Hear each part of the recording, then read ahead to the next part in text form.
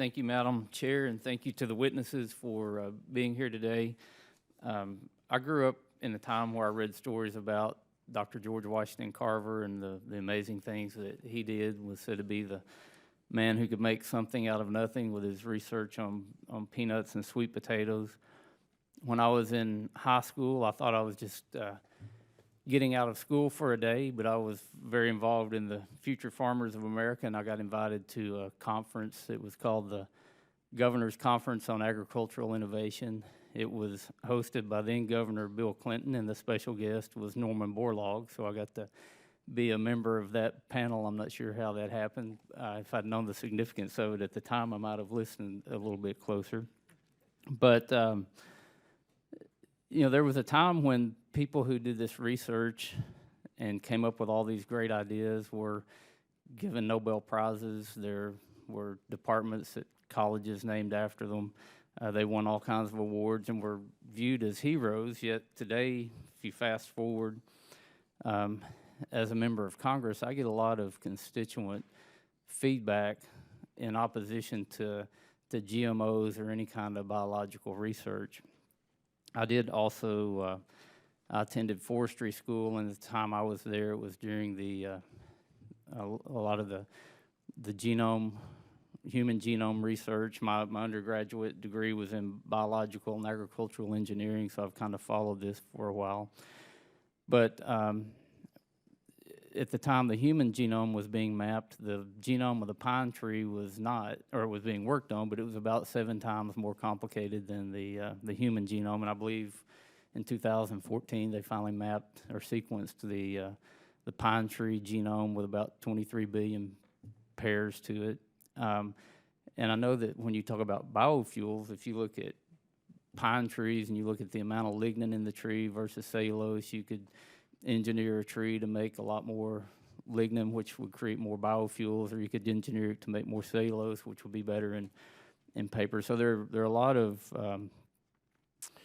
benefits to this, but also there seems to be a lot of pushback. Dr. Dickman, do you believe that gene editing technology is related to crossbreeding or hybridization techniques that have been used for thousands of years, or is it something totally new that we should be afraid of?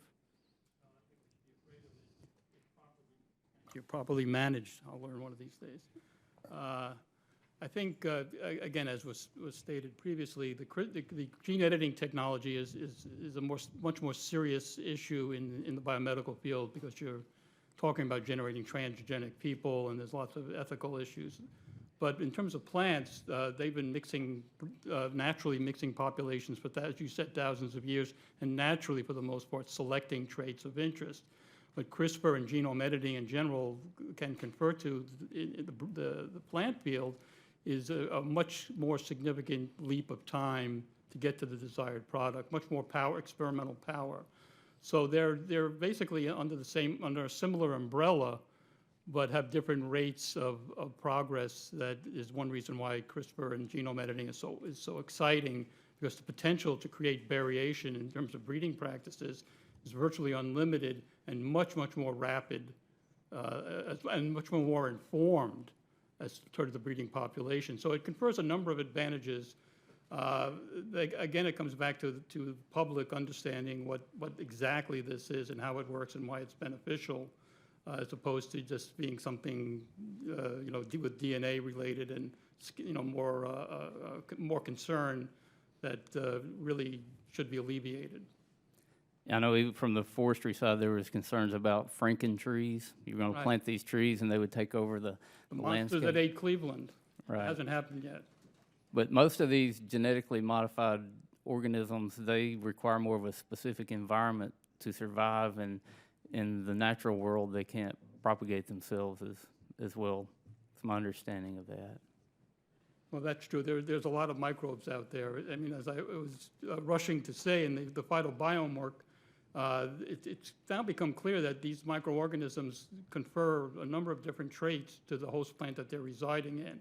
And if you remove those microorganisms, you lose the trait, you lose tolerance, you lose disease resistance. So if we can understand the microbiome in plants or in any other, or even in the human gut where it's being done quite extensively, that gives us another avenue of approach to try to generate the types of things we need to better the world.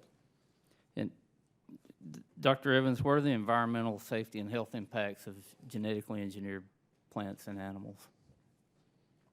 I think that's a great question. Those are things that have been well covered by the history of the coordinated framework in bringing products through from initial registrations in 1995, 1996 on with the original BT crops.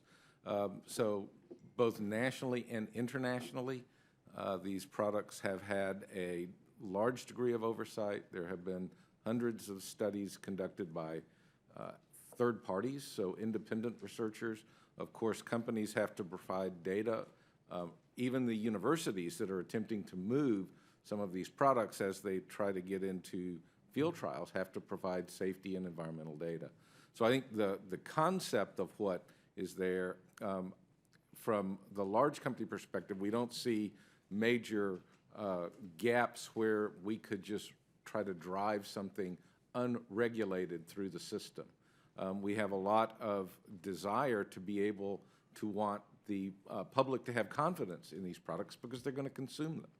And so the thing we still need, though, is, after 20 years, the regulatory burden, the familiarity with the products, and the technologies don't appear to be decreasing the submission packages or time. And so things just keep getting added and added, and they do not appear always to have a strong scientific base. And so I think the federal government can help provide some research in some of the questions and independent research by federal land-grant universities and such that could help move that question down the road, because we aren't going to be able to feed the population of the planet, as has already been discussed, by simply applying and hoping for the next incremental increase in a breeding approach. There are things that need to be brought to bear in this time frame to 2050 that require novel solutions. Thank you. Thank you, Madam Chair, for your indulgence.